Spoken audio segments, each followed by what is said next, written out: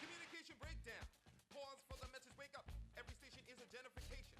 Global syndication is the shaping of the nation. ABC, Disney, NBC, GE, Murdoch gets Foxy, and with a hint, he owns a pen, the camera, the sword, by a Coke, by a Ford, getting broke, getting bored.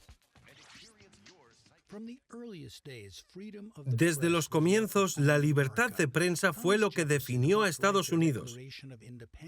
Incluso Thomas Jefferson, que ayudó a redactar la Declaración de Independencia, creía que unos medios de comunicación libres eran esenciales para una nación libre.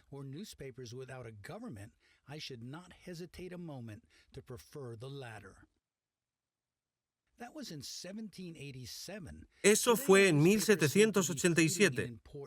Hoy, nuestros periódicos parecen perder importancia en un mundo multimedia controlado por unas pocas empresas de comunicación. Somos la sociedad más dominada por los medios en el mundo. Jeff Cohen es uno de los críticos más feroces de la industria. Media docena de corporaciones poseen y controlan la mayoría de los medios de comunicación de nuestro país. La misma gente que hace propaganda en América gobierna este país. La prensa y los canales informativos son solo una pequeña parte de los vastos imperios mediáticos que producen productos de entretenimiento y venden un estilo de vida basado en el consumo.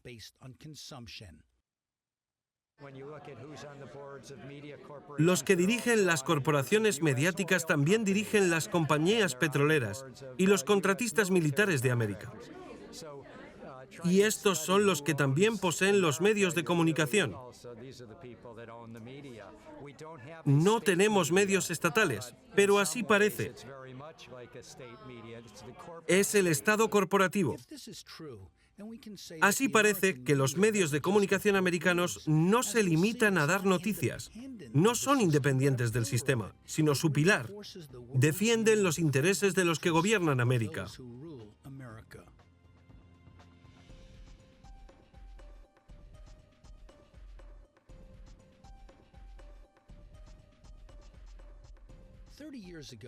Hace 30 años, 50 empresas dominaban los medios de comunicación de este país. Ahora se ha reducido a 6. Estos gráficos ilustran esta concentración. Con las nuevas empresas digitales globales como Google o Facebook, los medios basados en Estados Unidos se convierten en una fuerza transnacional. Los medios americanos están poseídos en su mayoría por fondos de cobertura, fondos de inversión y compañías financieras. Barry James Dyke ha estudiado la propiedad de los medios de comunicación. La investigación que he hecho es inequívoca. Las empresas de medios, las principales empresas de medios como Disney o CBS, son propiedad de empresas de fondos de inversión. Los accionistas mayoritarios son propiedad de las empresas de fondos de inversión y obtienen una gran cantidad de sus ingresos de estas empresas. ¿Son investigadas por los medios? No, no lo son. No son responsables ante el público. ¿Sabe el público lo que están haciendo? El público realmente no tiene ni idea. No sabe lo que están haciendo. En su libro ha recogido sus conclusiones en forma de gráficos. La gente no va a saber la verdad. Hay una gran cobertura política que suele tratarse como un evento deportivo con énfasis en los resultados electorales. Mary Boyle sigue la cobertura mediática de las elecciones. ¿Y el papel de los medios? ¿Ayudan a fortalecer nuestra democracia o más bien a dividirnos? Hay varias cosas que pasan ahí. Hay canales de cable que están en diferentes campos. Fox News muestra a la derecha. MSNBC muestra a la izquierda. Con esta división tenemos americanos que solo siguen el canal que quieren escuchar. que expresa sus puntos de vista. No hay mezcla de opiniones ni debates.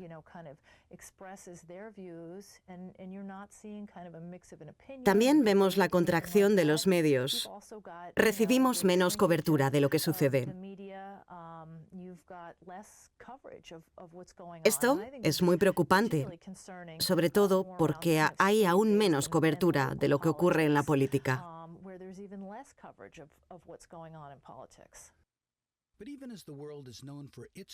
El mundo es muy diverso y los medios americanos no. La élite del poder tiende a reflejar las opiniones del gobierno y de las personas que lo conforman. Los políticos disidentes como Jesse Jackson Jr. tienen dificultades para difundir sus opiniones. Algunos de los titanes de los medios y de la industria son parte del problema. Dan forma a una narrativa para los americanos. Llevan a millones de personas a votar por sus candidatos, y los americanos tienden a votar por el sistema del que oyen hablar.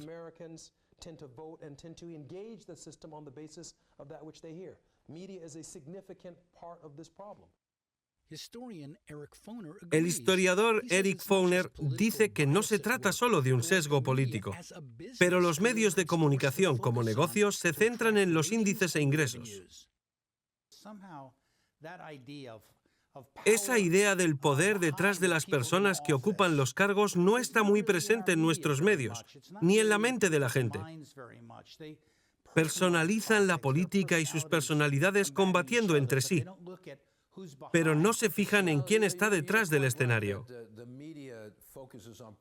Si los medios se centran en personalidades y sus peculiaridades, las escapadas sexuales de Clinton o el lugar de nacimiento de Obama no son temas irrelevantes, pero quizá es por la naturaleza de los medios de hoy, que deben ir a por la noticia rápida.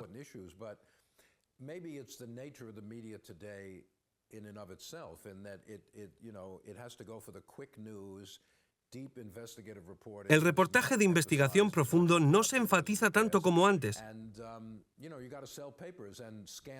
El escándalo y la personalidad venden periódicos.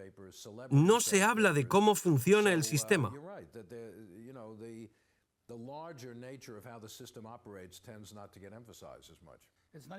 Muchos ni siquiera lo entienden. Es difícil de entender. Es un país enorme con una economía y un sistema político muy complicados. Así que es difícil entender cómo funcionan las cosas. El sentimiento antigubernamental asociado a la derecha es también una respuesta a ese sentimiento. Es un sentimiento de que el gobierno es distante, no responde y no representa realmente al pueblo, sino que representa a unos intereses particulares. Y es un pensamiento bastante popular en América. A los grupos de vigilancia de los medios también les preocupa la falta de diversidad que los hace poco representativos de su país en términos raciales, étnicos y de género. El credo no escrito del New York Times es que no hay márgenes aquellos de los que dependen económicamente. Chris Hedges fue un periodista galardonado del New York Times y una estrella mediática americana. Y eso significa la élite del poder y los anunciantes. Pero es flexible. ¿Tiene alguna posibilidad de hacer periodismo? Claro, hay restricciones. Y no significa que no sean estrictas.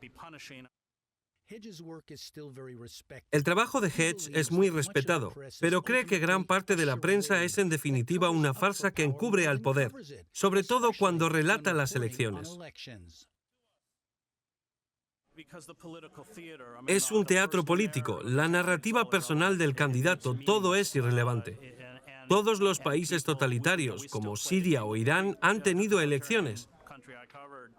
Todos juegan la farsa, incluso Alemania del Este lo hizo. Tenemos medios corporativos que pretenden que esa farsa sea real. Esta ilusión sigue siendo muy poderosa. La gente está cambiando, pero la ilusión sigue siendo tan poderosa que la gente confunde dónde existe realmente el poder. ¿Cómo cubre el New York Times los centros de poder que se dice que gobiernan América? Chris Spanos edita el New York Times Examiner, que supervisa el contenido del periódico.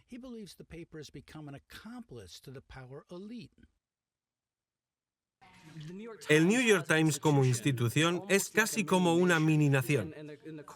Y la correspondencia, los escritores, los editores, son casi como diplomáticos en su comportamiento ante otros políticos y diplomáticos. Son muy influyentes. ¿Son un difusor de ideología y no solo de información? Claro. Difunden una ideología muy particular. Sus lectores son sobre todo los gerentes y las personas que ganan más de $90,000 al año, por lo que atienden a una perspectiva gerencial y tienen una visión propatronal. Cuando discuten las relaciones laborales, suelen tener un punto de vista propatronal. Periodistas financieros como Stacey Herbert y Max Keiser descubrieron que la visión proempresarial de los medios era a menudo poco informada. Desde diciembre de 2008, después del desplome de Bear Stearns y Lehman Brothers, cuando el mercado caía a 1.000 puntos al día, el jefe de noticias de la BBC nos dijo que teníamos un contrato por 10 episodios. ¿Creéis que la crisis durará estos 10 episodios? Pues la gente encargada de planificar lo que cubre está muy desinformada. Los medios principales están muy endeudados. Las organizaciones de noticias se han tenido que volver más entretenidas y para competir se han cargado de deudas, así que respecto a los banqueros, no quieren insultar a sus prestamistas porque les podrían cortar sus líneas de crédito y no son imparciales en ningún sentido de la palabra. Se puede ver en el New York Times. Su cobertura de Wall Street es lamentable. Una razón por la que la prensa está a favor de los negocios es porque ellos mismos son un negocio. Los que dirigen las compañías de telecomunicaciones se pagan a sí mismos increíbles salarios y bonificaciones, como los banqueros. Les Moonves ganó 59 millones en 2009, pero no se detuvo ahí. El otro día se supo que en 2010 ganó $70 millones. Es el presidente de la CBS. Pero tú dices que ellos dirigen sus negocios como si fueran bancos. Eso es genial, es el salario de un banquero. $70 millones. Es mucho dinero. Eso es lo que reciben.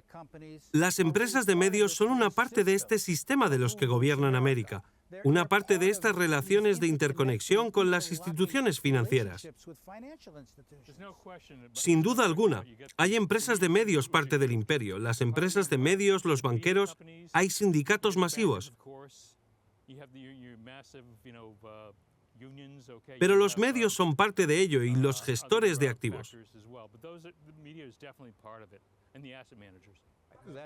Exactamente. Las corporaciones que poseen los medios americanos y la televisión tienen mucho dinero y son muy poderosos. La gente en la cumbre de las cadenas de noticias cobra un montón de dinero. Nunca he cobrado nada parecido al dinero que gané cuando trabajaba para General Electric. Hay una autocensura por la que la gente de la cima aprende a no marear la perdiz, porque saben que si lo hacen perderán sus increíbles sueldos.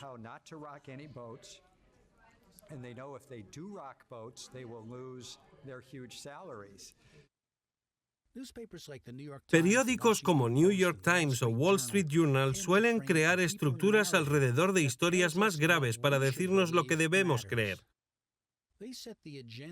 Establecen la agenda que influye en lo que cubren también los telediarios. Por ejemplo, no se centran en la desigualdad y las diferencias de clase. No hay clase obrera. Promueven la idea de comprar un billete de lotería. Ya estás pensando que puedes ganar. Así que, si eres de la clase obrera o estás desempleado, tienes la esperanza de que vas a entrar en la clase media. Se ha prestado muy poca atención a la clase. Se sienten mucho más cómodos hablando de diferencias raciales o étnicas.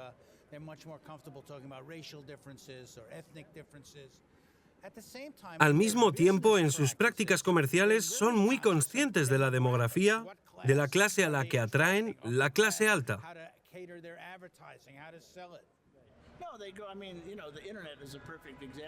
Correcto. Internet es un ejemplo perfecto en el que estás comprobando quién eres para saber exactamente cuánto ganas y así poderte vender productos adecuados. Esa es la locura de la sociedad de consumo creada por el capitalismo moderno.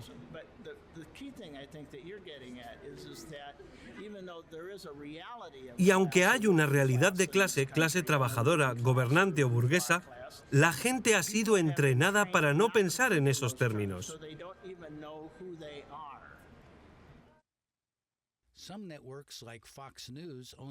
Algunas cadenas, como Fox News, prefieren sentirse más cómodas presentando un discurso político derechista. There is a school of thought that says we should have given the citizens of Baghdad 48 hours to get out of Dodge and flatten the place. Then the war would be already over, and we could have done that in 2 days. Los viejos medios están siendo superados por los nuevos, dice George Scribner, que estudia cómo los consumidores ricos impulsan el marketing en una era de creciente desigualdad económica.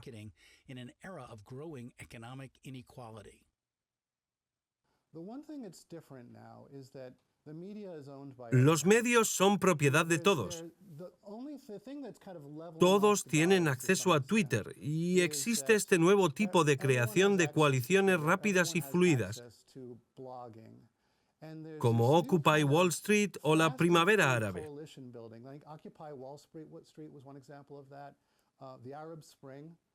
Hay un nuevo control y equilibrio. No creo que se reestructuren los ingresos, pero hay algo más que podría ayudarnos cuando las cosas se pongan mal. Hoy la democracia está en los medios digitales, no en la política, ni en las grandes empresas, ni en el dinero. Sí, es cierto. Se debate si Internet es realmente libre, dado el control empresarial y la censura gubernamental. Al mismo tiempo, la actividad de los medios todavía tiende a girar en torno a una élite política con autoridad.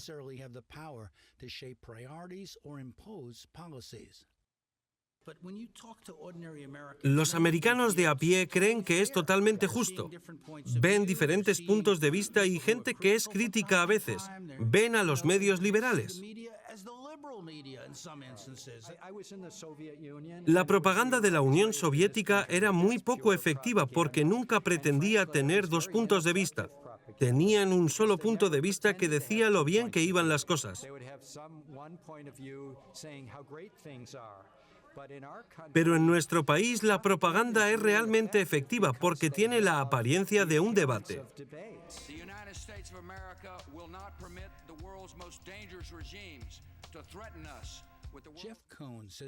Jeff Cohen señala que al igual que se engañó a los americanos sobre Irak antes de la guerra, se les está engañando hoy sobre Irán. En un estudio sobre este conflicto, de 393 personas que fueron entrevistadas, solo 3 estaban en contra de la guerra. Casi todo lo que sabíamos sobre Irak antes de la invasión ha resultado ser mentira, y casi todo sobre Irán no es exacto. Hace unos meses, el New York Times dijo que la Asociación Internacional de la Energía Atómica había dicho que el programa nuclear de Irán tenía un objetivo militar. Unos críticos de los medios fueron al Time. Se les pidieron ese informe. Estos dijeron que nunca habían oído hablar de él. El Times sabía que había cometido un grave error y quitó esa frase de su página, pero se negaron a corregir su error. No solo se hace propaganda de las guerras, los medios de comunicación no suelen cubrir a las personas que dirigen las cosas entre bastidores. Piensas que hay algo de subjetividad periodística en este tema en concreto, pero en muchos casos los reporteros me han dicho que no podían ser más duros con el Pentágono ni con las empresas, no porque tenían contratos publicitarios importantes con ellos, y si no nos presionarían. Entonces escribimos las historias sobre la guerra de Afganistán, repetimos lo que el presidente ha dicho, pero no investigamos estas conexiones. David Swanson, que escribe sobre política militar, está de acuerdo. Los medios corporativos en América están integrados con el complejo militar industrial. Algunas de estas corporaciones obtienen beneficios de ambos. Hay dos partidos políticos importantes que no tienen mucho desacuerdo en este tema, así que no es un tema de debate, no es una noticia aceptable. Michael Clare dice que lo mismo ocurre cuando se trata de la industria del petróleo y el gas. Los medios de comunicación no cubren esto en su mayor parte. Dependen en gran medida de los ingresos por publicidad, por lo que son muy cuidadosos con lo que dicen.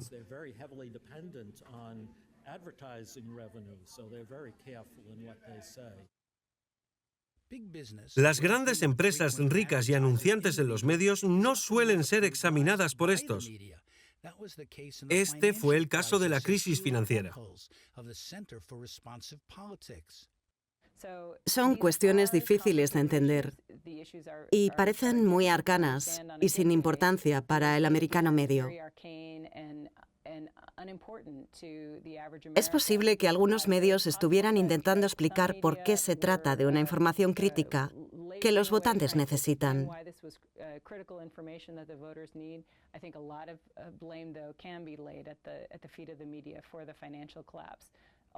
Con todo, se puede culpar a los medios por el colapso financiero.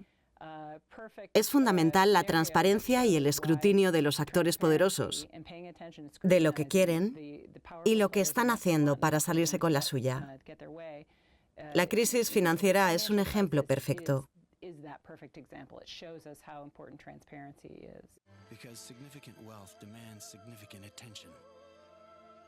Together we can give you and your wealth the wings to soar. Goldman Sachs Wealth Management. Los medios se han vuelto tan omnipresentes que muchos americanos empiezan a sentirse víctimas de la sobrecarga de información. Cuanto más ven, menos saben. La sobrecarga de informaciones es una seria amenaza para la democracia, porque esta no funciona si la gente no está atenta.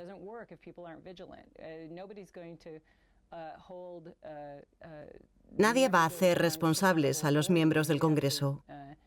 Tienes que asegurarte de que te escuchan. Y existe una tensión sana entre los que se preocupan por proteger el proceso democrático y al gobierno de la influencia del dinero, y los que protegen la libertad de expresión y la privacidad.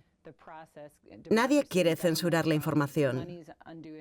Queremos que nuestros representantes tengan toda la información, incluso si viene de las grandes corporaciones o sindicatos. Es un interés muy concreto. Queremos estar seguros de que hacen su trabajo y buscan puntos de vista alternativos.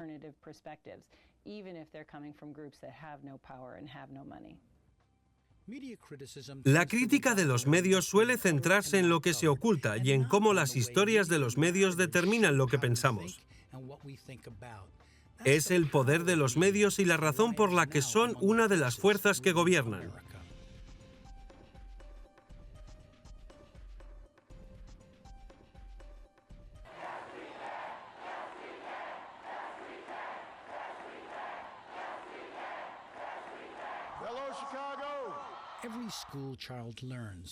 El poder en Washington está dividido entre el poder ejecutivo en la Casa Blanca, el poder judicial con el Tribunal Supremo, todos nombrados por políticos.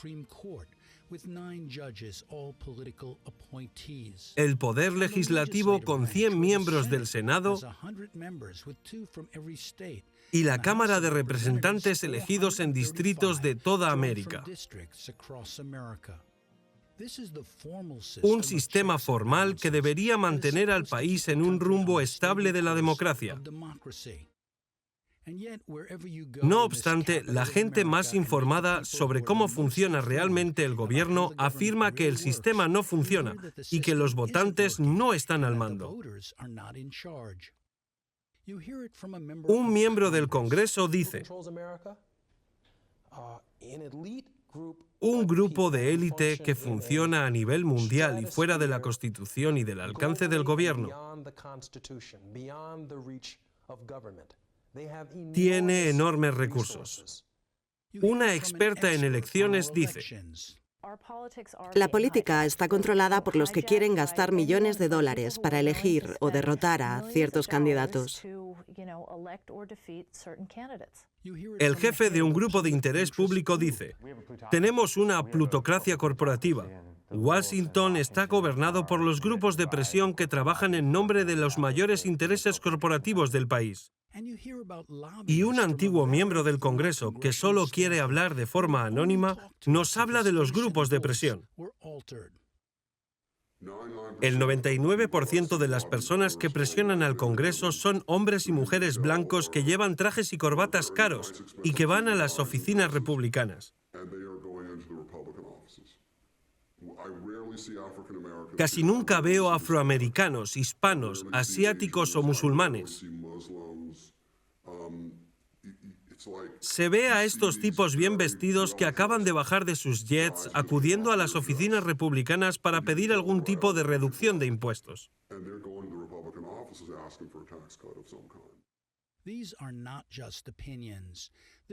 Este libro de William Domhoff detalla cómo el gobierno actual está dirigido por una élite poderosa fuera del gobierno. Sus conclusiones están respaldadas por personas con experiencia aquí en Washington, que dicen que el dinero y los intereses especiales tienen ahora el control.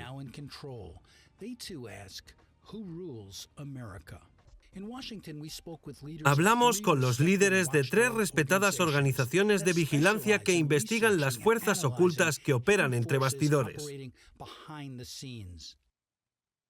Public Citizen se centra en la corrupción y rendición de cuentas. Robert Weissman, su presidente, describió cómo se aprueban las leyes, cómo se desarrolla e implementa y hace cumplir una ley. En cada paso hay corporaciones que dominan el proceso. ¿Por qué los congresistas no desafían este sistema? Son productos del sistema. Han triunfado en este sistema de una manera u otra. Y los que los desafían van a tener que luchar contra el poder realmente arraigado. Hay muchos de ellos que son muy buenos y que desafían al sistema. Pero hay muchos otros que han llegado a Washington porque han descubierto cómo hacer que el sistema funcione para ellos, para conseguir cosas o para ser reelegidos.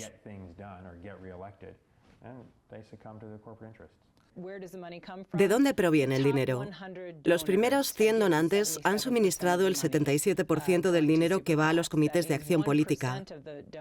Eso significa que el 1% de los donantes están dando el 64% del dinero. Es una pequeña élite que va a hacer los aportes con influencia electoral. En el sitio web opensecrets.org documenta de dónde proviene el dinero de la política. Sheila Krumholtz, del Centro de Responsabilidades Políticas, lo supervisa. Muchas de las personas que se preocupan por el papel del dinero en Washington y los intereses privados que gobiernan el día a día creen que el Congreso y los responsables políticos tienen el poder.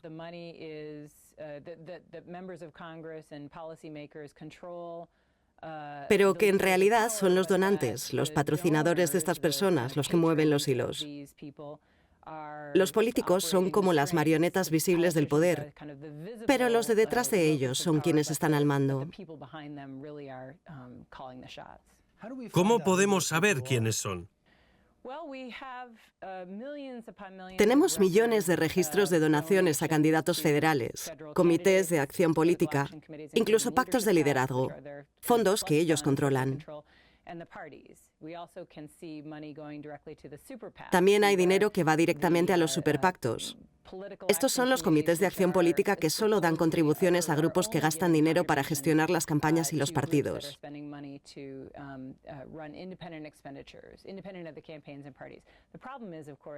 El problema es que hay un bote secreto de dinero recogido por grupos que no revelan de dónde viene el dinero. Están financiando anuncios políticos que a menudo son muy dañinos, pero muy influyentes. Y no tenemos ni idea de dónde viene ese dinero.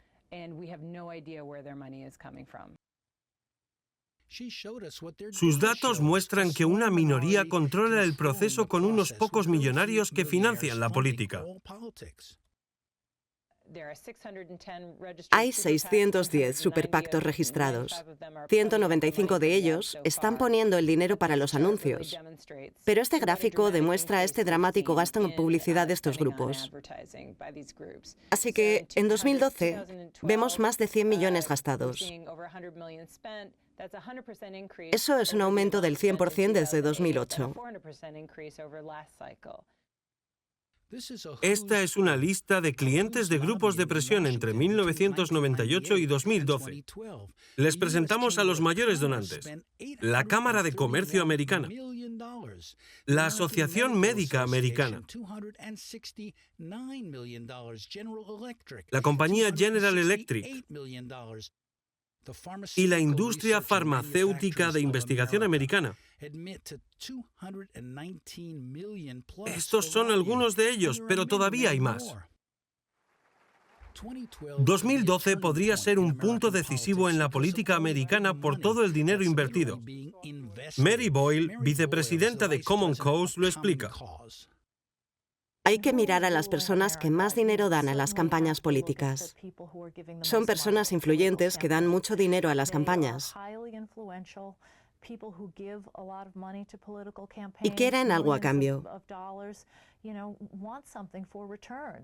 Suelen ser empresarios diligentes que han ganado mucho dinero y no hacen inversiones sin beneficio.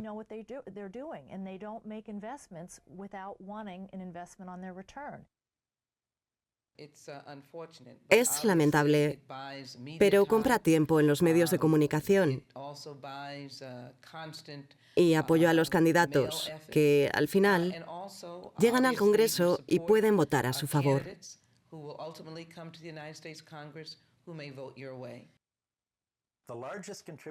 Los mayores contribuyentes a las campañas en América son las instituciones financieras.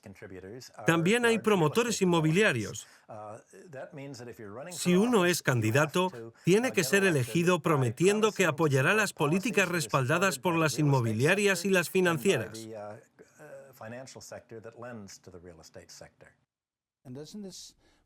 ¿Y esto no pone en peligro la democracia? Las corporaciones son libres ahora debido a Citizens United y un par de otras sentencias judiciales para dar más dinero que antes. Y eso es una amenaza para la democracia, porque lo que hace es ahogar las voces de la gente.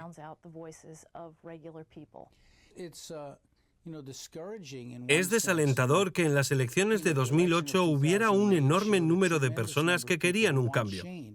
Parece que se está oponiendo resistencia a cada cambio por parte de minorías que son muy hábiles mirando esos cambios. Sin duda, las elecciones de 2008 fueron decisivas. Y nos decepciona que no haya habido más cambios.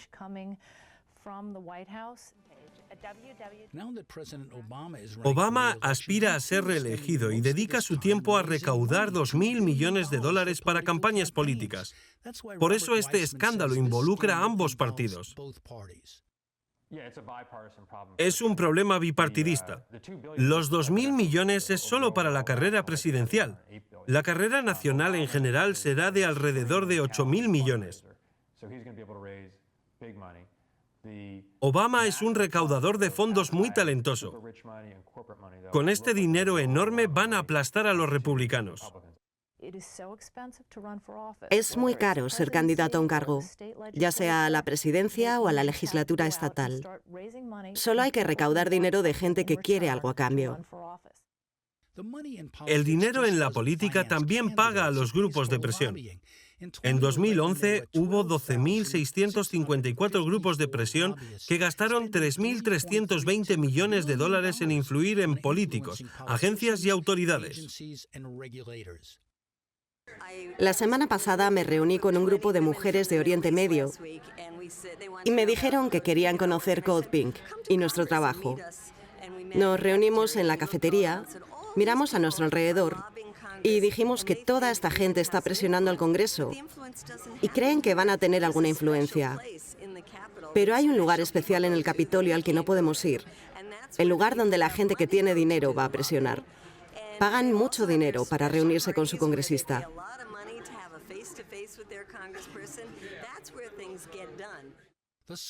Frances Fox Piven dice que es porque no todos los americanos votan o pueden hacerlo. Tenemos un sistema de representación electoral muy distorsionado. Está distorsionado no solo por el gran dinero, aunque eso es muy importante debido a la publicidad.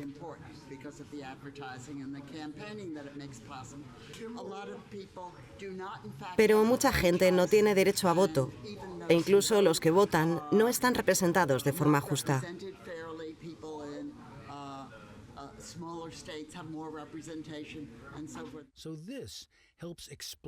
Esto ayuda a explicar por qué grupos pequeños pero bien financiados, como el lobby pro-Israel o el pro-militar, pueden tener tanto impacto. Es una red informal de la gente que gobierna América. Aunque no sea tan visible, ellos hacen la política, ya sea con políticos o con tanques. Todos están interconectados.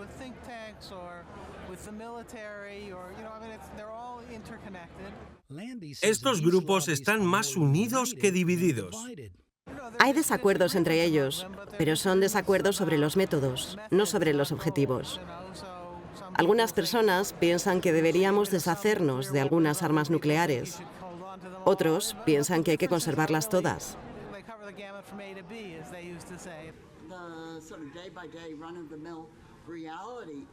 La realidad es que quienes tienen altos cargos en política y fuertes conexiones con los intereses del dinero y los propios intereses dirigen el país. Ahora vamos hacia el Congreso, que ahora goza de menos de un 10% de aprobación. ¿Cómo se conoce a un congresista? Siempre hay un asistente que lleva algo, y lo único que consiguen es que la gente les halague. Están en su burbuja y no creo que reconozcan que el país es tan cínico con ellos.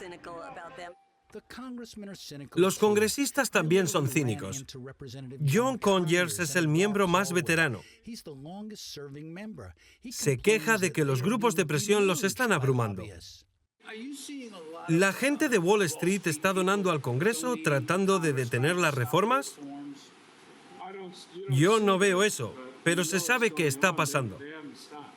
Si el Congreso quisiera reformar las leyes financieras, y parece que las detienen a nivel regulatorio por todas estas donaciones de los miembros del Congreso, o más bien de los grandes bancos y Wall Street.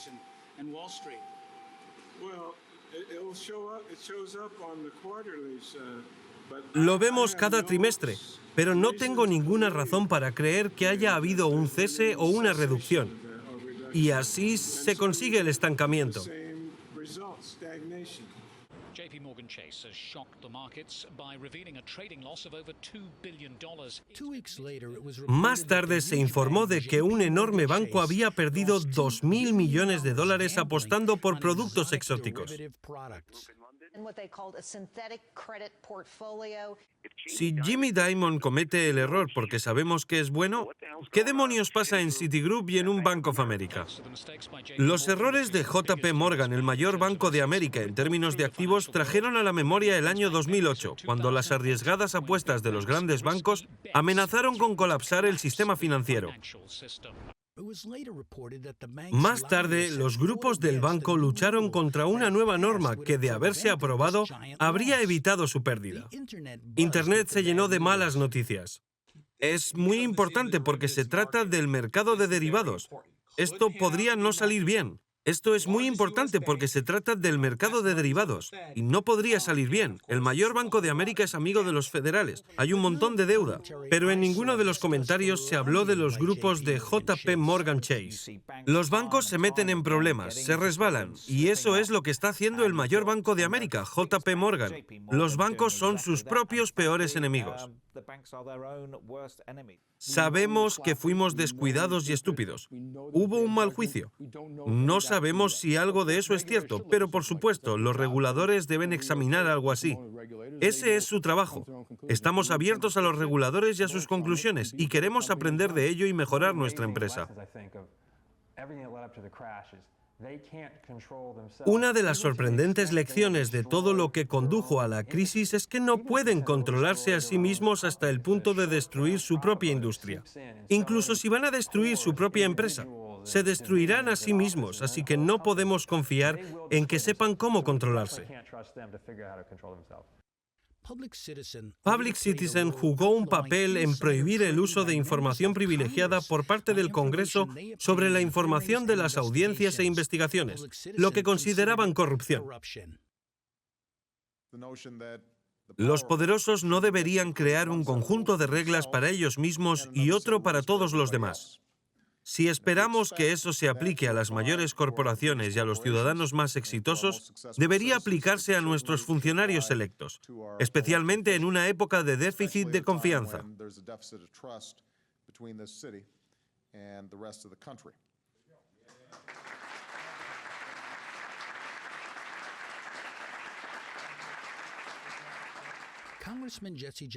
El congresista Jesse Jackson Jr. lleva 17 años representando al segundo distrito de Chicago. Ha investigado cómo el sistema se puso al servicio de los derechos estatales y de los intereses especiales.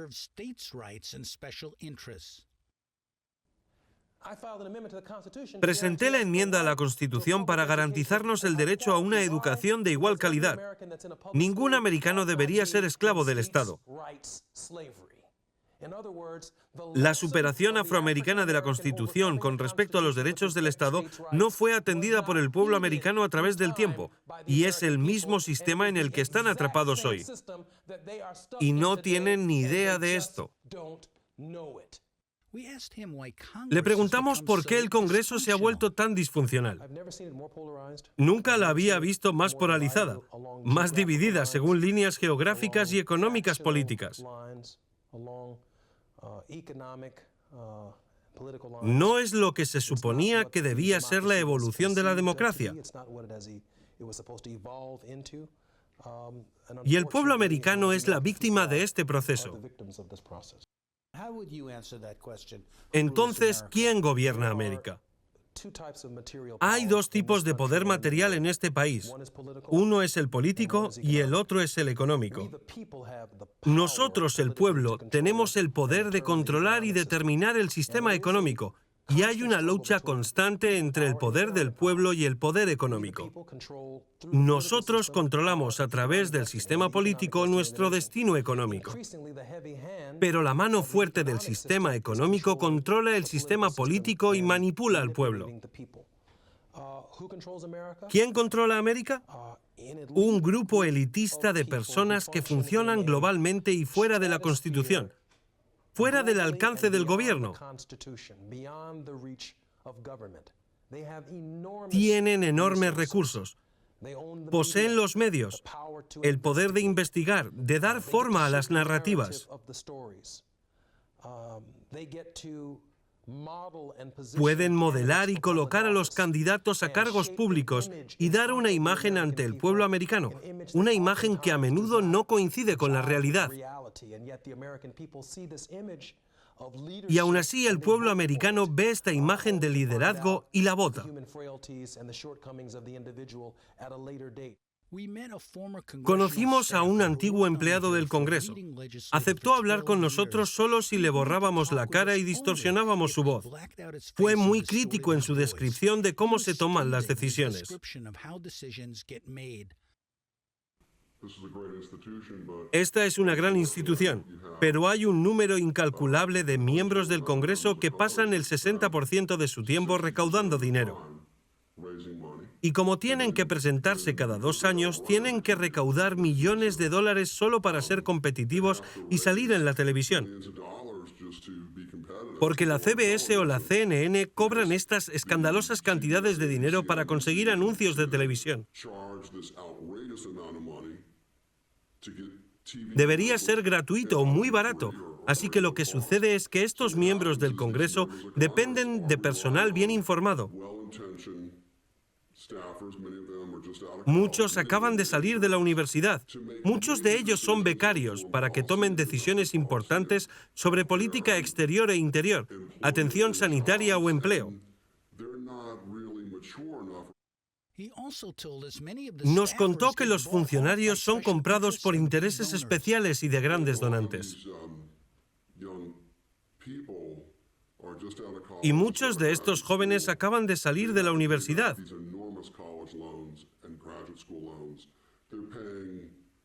Tienen que pagar estos enormes préstamos universitarios y de posgrado. Por lo tanto, hay una presión sobre ellos para ir a trabajar para los intereses lucrativos.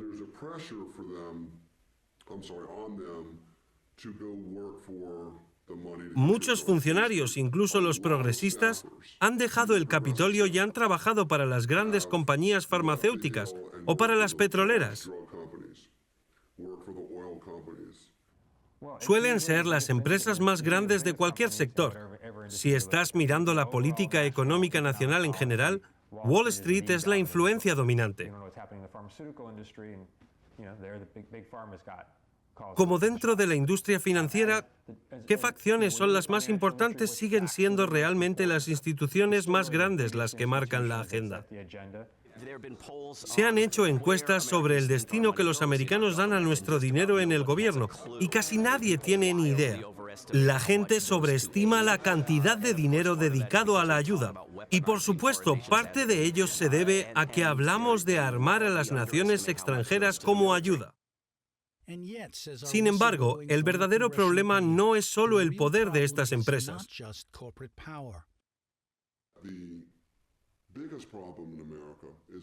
El mayor problema de los Estados Unidos es que el pueblo americano no se organiza realmente en sus distritos del Congreso para mitigar el poder de los intereses especiales.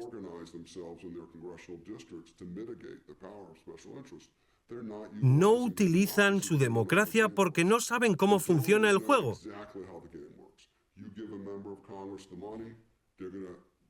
Los donantes saben exactamente cómo funciona el juego.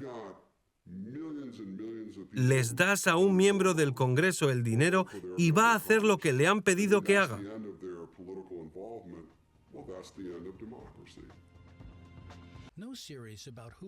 No podemos ignorar la influencia financiera de Wall Street. Hemos dejado su impacto para el final sabiendo que en la América de hoy, este distrito financiero es un centro de poder clave, en el que el control del gran dinero lleva al control político y social.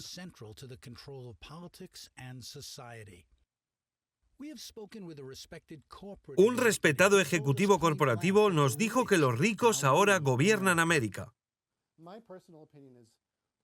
Lo que está pasando en la economía se debe a la globalización y la digitalización de los negocios. Eso no se puede detener.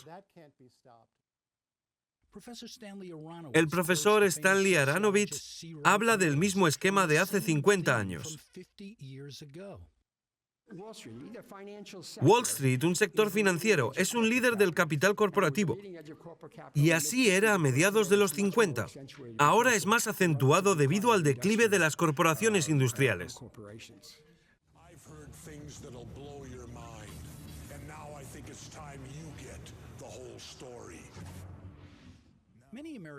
Los americanos ven todo esto como una conspiración que opera como un centro de poder fuera del control democrático. Internet está lleno de vídeos sobre multimillonarios que lo controlan todo.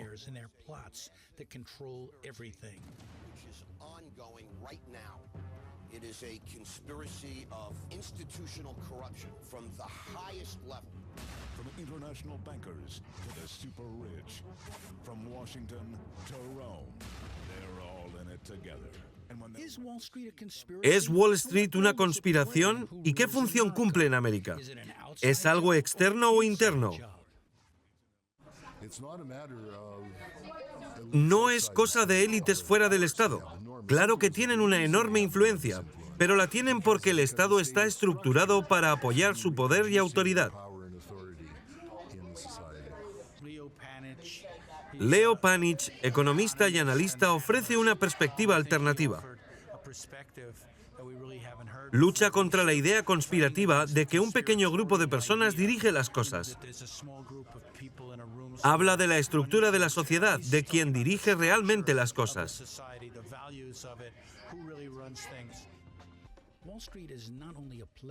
Wall Street es también una industria con miles de empresas interconectadas. Están muy involucrados en la gestión de nuestro país, dice Robert Weissman, director de Public Citizen.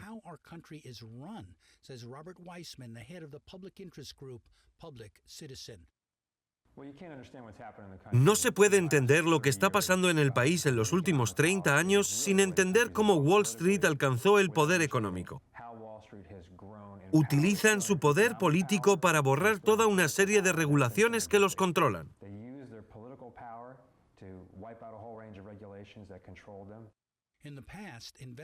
Antes, los inversores compraban acciones de empresas reales que generaban puestos de trabajo, prestaban servicios. Se volvieron una parte enorme de la economía.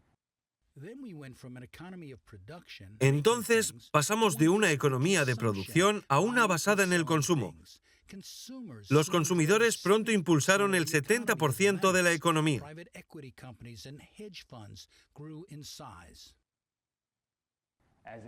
Al convertirse en una parte mayor de la economía, lograron utilizar el poder político en un ciclo horrible para el funcionamiento de la democracia.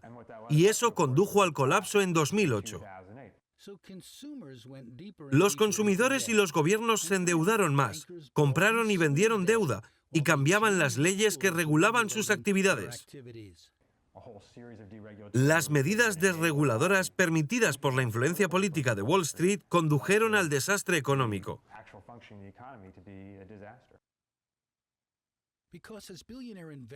¿Por qué? Porque la economía también es esencialmente inestable y propensa a las burbujas y a las crisis.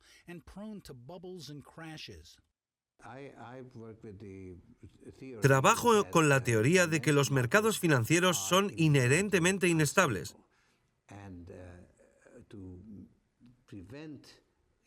Para evitar los excesos, necesitamos cierta intervención y supervisión.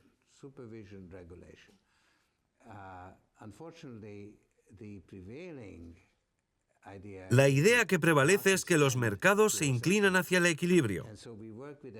Así, trabajamos con un falso concepto de cómo funcionan los mercados. Nos dijeron que lo bonito de la globalización es que nadie tiene el control. Hay una gran ventaja en ello, porque el control tiene sus propios problemas. De hecho, los mercados son más eficientes que los controles centralizados.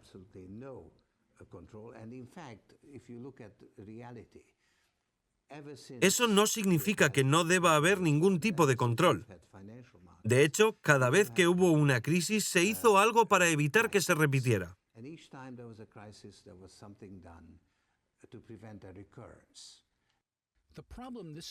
El problema esta vez es el dramático aumento de la deuda. Estos son gráficos que muestran la deuda de los Estados Unidos. Es asombroso. Esto se complica aún más. Los nuevos instrumentos financieros, como los derivados, han convertido el sector en un casino mundial. Los derivados pueden utilizarse como seguros. Se convirtieron en la base de los grandes sistemas de apuestas. Max Keiser afirma que solo unas pocas grandes empresas financieras dominan ahora el sector y la economía mundial. Sin duda está JP Morgan y la Fed en el sistema bancario central. Wall Street apuesta por los valores futuros y el rendimiento de las cosas de valor. Morgan y Goldman Sachs son los dos principales actores del mundo financiero global. Pronto, los directores, los financieros y los ejecutivos de unos pocos bancos de inversión y fondos de cobertura se hicieron ricos al controlar mercados de alto riesgo. Están conectados al sistema de bancos centrales, la Fed, el Banco Central Europeo, el Banco de Pagos Internacionales de Suiza, el Banco Central de los bancos centrales. Su principal objetivo es mantener los tipos de interés lo más cerca posible de cero, hacer que sea lo más barato posible para la gente que pide dinero prestado para especular. Aunque estos mercados estén abiertos a todos, pocos comerciantes o inversores llegaron a estructurar los mercados para aumentar su propia riqueza y poder. Si alguna vez hacen una mala apuesta, enseguida van a cubrirla con un programa de austeridad, rescate o flexibilización cuantitativa. Un estudio suizo sobre las bolsas de 48 países examinó 24.877 acciones y 106.141 entidades accionistas. Descubrieron que solo 10 empresas dominaban la propiedad de las acciones. Son estas.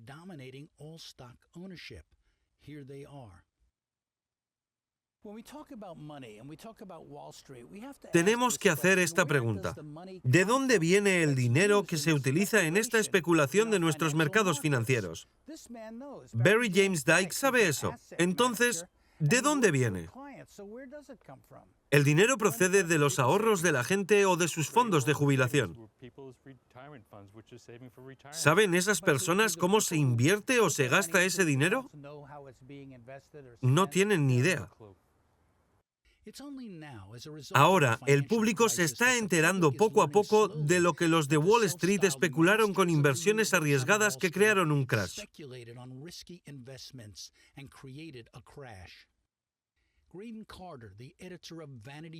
Graydon Carter, editor de Vanity Fair, escribió: "La cadena de apuestas catastróficas realizadas en la última década por unos banqueros puede ser el mayor crimen no violento contra la humanidad de la historia.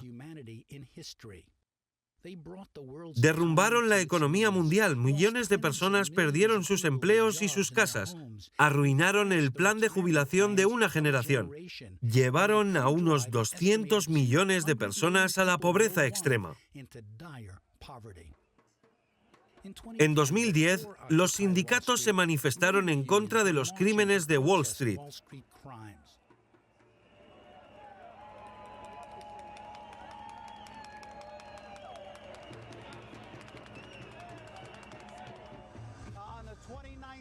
El 29 de abril hay una marcha en Wall Street, organizada por la Federación Estadounidense del Trabajo y Congreso de Organizaciones Industriales.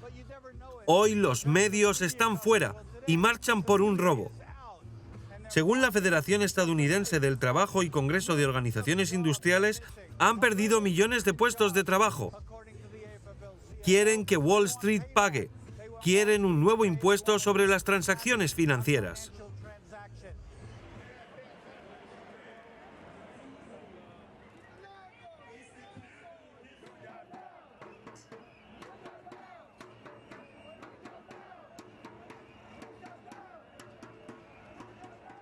Intentamos recuperarnos de una crisis que es incluso peor que la depresión de 1930.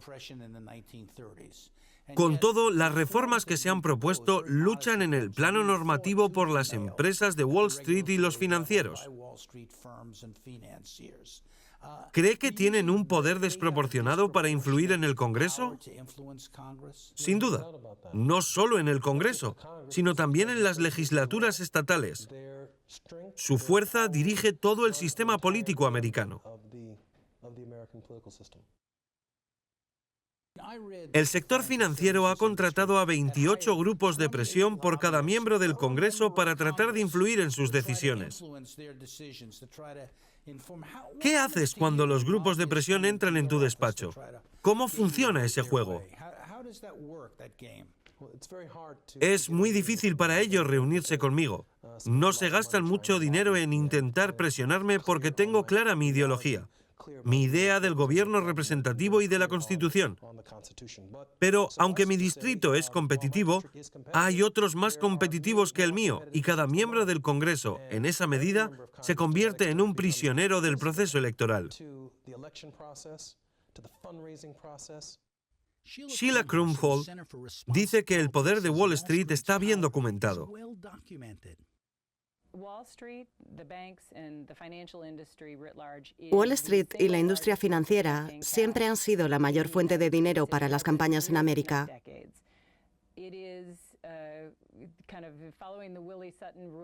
No solo tienen comités de promoción política que pueden aportar cantidades máximas a miembros influyentes del Congreso, sino que también pueden aportar cientos de miles de dólares solo a sus socios y vicepresidentes en sus empresas.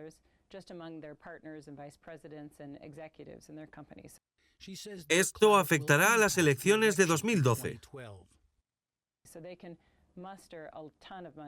Pueden reunir un montón de dinero, como en la carrera presidencial de 2012, donde, por supuesto, Mitt Romney proviene de la industria del capital privado.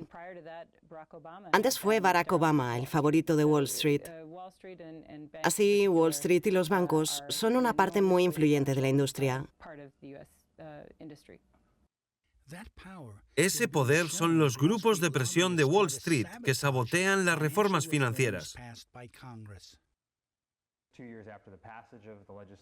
¿Están los reguladores haciendo las cosas buenas que el Congreso les dijo que hicieran? La respuesta es no. Están muy retrasados en emitir las normas como se supone que deben hacerlo. Las normas están siendo impugnadas casi siempre, en los tribunales, por la Cámara de Comercio o por las entidades financieras. Eso favorece a las grandes empresas a la hora de mantener las normas que han emitido. ¿Las reformas pueden ser aprobadas y saboteadas? Sí, sacan algo del Congreso donde tienen un enorme poder, aunque al menos en su mayor parte es una lucha pública. Y luego van a las agencias reguladoras, donde también tienen un enorme poder, pero suele estar por debajo del radar, fuera de las primeras páginas. Hace poco, en un programa de radio, hablé del poder de Wall Street y del colapso financiero con los periodistas Max Keiser y Stacey Herbert, y con Andy Stapleton, un activista de los derechos de los animales. Después de que su grupo hiciera caer el precio de sus acciones, la empresa quebró, pero entonces el gobierno lo llamó terrorista financiero y lo envió a prisión.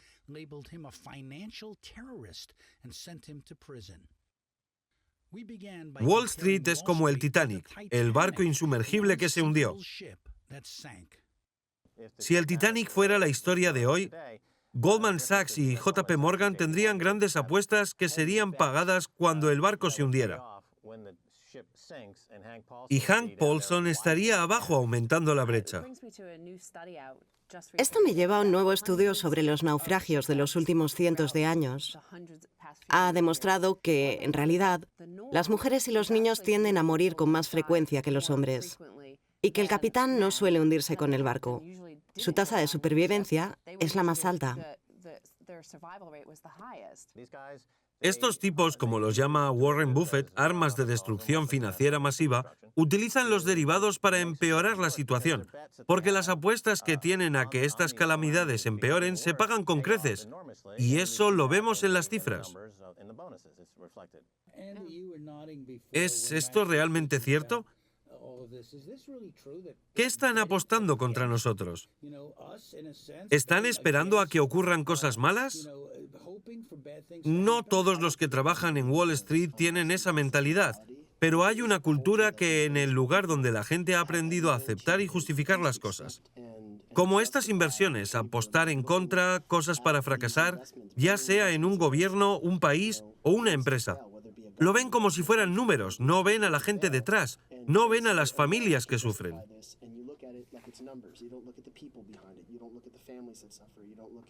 Es asombroso que sea intencionado, que la gente haya hecho cosas para favorecer sus propios intereses. Sabían lo que hacían, era algo calculado y en la mayoría de los medios de comunicación parece que se representa como una especie de error, de cálculo erróneo. Queríamos que la vivienda subiera, pero bajó. No se nos puede culpar a nosotros. Todo el mundo lo estaba haciendo, así que no se puede procesar a nadie. Supongamos que hubo intención. ¿Es algo bueno o malo? Algunos dirían que es algo bueno, tener personas que son parásitos de una economía, porque los parásitos son útiles. El problema es que los parásitos no dirigen mi corazón, mis pulmones y mi cerebro. En América, los parásitos escriben el marco regulatorio que se supone que los gobierna. ¿Afecta Wall Street al capitalismo? ¿A nuestra creación de políticas? Se convierten en nuestros creadores de políticas, al menos por un breve periodo, y luego vuelven a los bancos. Como una puerta giratoria.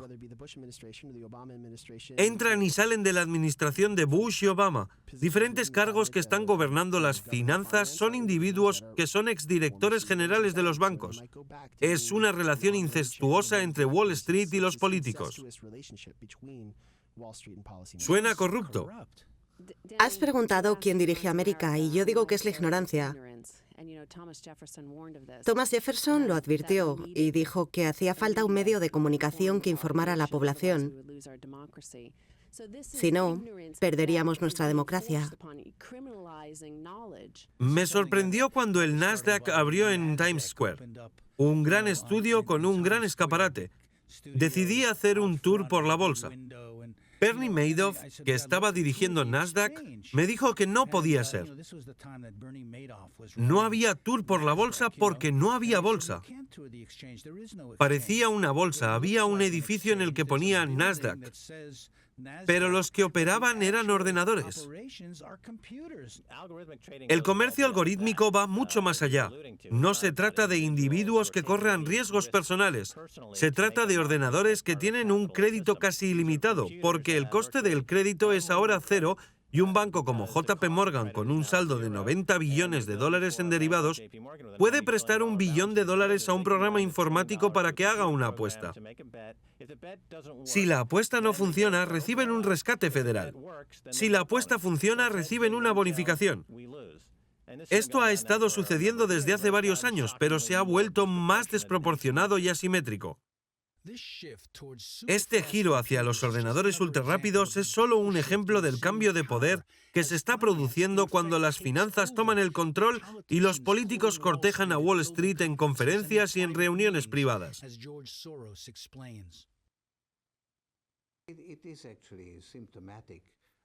Es un símbolo de la época, porque hay presidentes y primeros ministros que cortejan a los financieros y a los industriales. Es un cambio en el poder relativo. No creo que las empresas puedan reemplazar el poder del Estado porque es otro tipo de poder.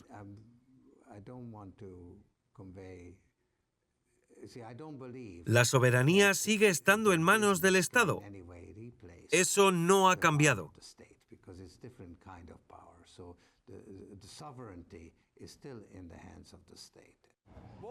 Wall Street parece una teoría conspirativa, pero lo controla todo. Son los principales accionistas de todas las grandes empresas. ¿Qué ocurrió en el derrame del petróleo de BP? ¿Quién es el dueño? El mayor accionista es JP Morgan. No se puede parar lo que está pasando en el sistema. Todo el mundo sabe que el sistema está roto. ya seas un 1% o un 99%, un republicano, un demócrata, un anarquista o un comunista. Ahora hay que arreglarlo.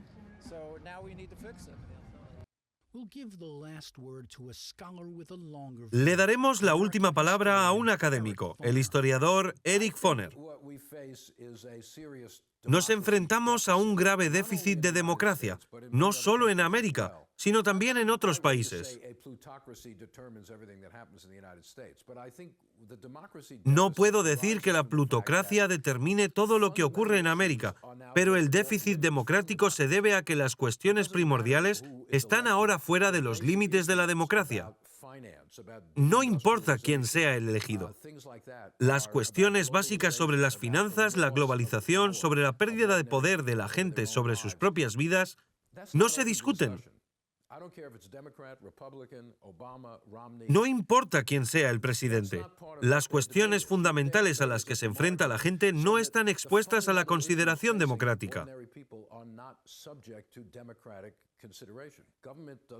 El gobierno no representa a la gente de a pie. Aunque la gente elige al gobierno, este no responde a sus necesidades.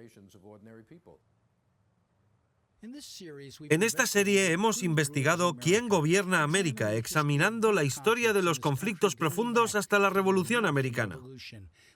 Hemos analizado el poder de los militares, las corporaciones, los medios y de Wall Street. Estas poderosas fuerzas suelen socavar la democracia en lugar de fortalecerla. Hay una batalla por el alma de América. ¿Por quién la gobierna? ¿Es posible una transformación fundamental o seguirán dominando los intereses privados y los americanos más ricos en un país que dice ser la democracia más dinámica del mundo? Creer en nuestra democracia es casi algo religioso, aunque exista la separación de la Iglesia y el Estado. Quizá por eso las opiniones que han escuchado en esta serie son rechazadas por el grupo de poder, por los académicos y la prensa. Creen que solo el pueblo tiene poder, pero los líderes de opinión no lo investigan. No se centran en los intereses, se centran en las ideologías, no en las instituciones. La idea de una élite de poder es un anatema para ellos, porque, si la gente lo cree, eso podría estimular el descontento y la disidencia. En la era de los medios globales, la gente no puede conocer narrativas contrarias a los mitos oficiales. Son discutibles, pero la mayoría de la cobertura política no debate otras perspectivas. Se basa en los expertos habituales que reciclan la sabiduría convencional. No se preguntan quién gobierna América. Members of Congress, I have the high privilege and the distinct honor of presenting to you the President of the United States.